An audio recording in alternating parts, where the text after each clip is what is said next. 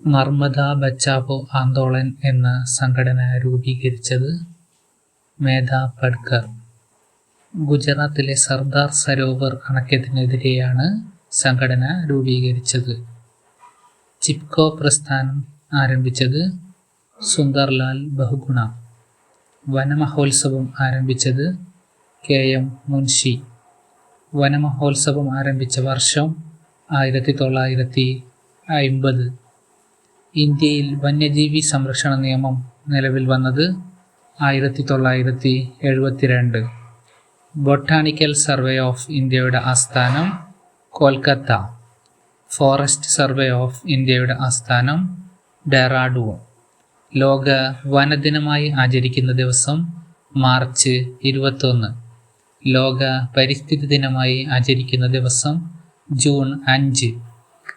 Amnesty international രൂപീകരിച്ച വർഷം 1961.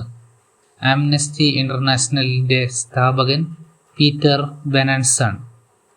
Amnesty ഇന്റർനാഷണലിന്റെ ആസ്ഥാനം ലണ്ടൻ. ആംനസ്റ്റി എന്ന വാക്കിന്റെ അർത്ഥം പൊതുമാപ്പ്.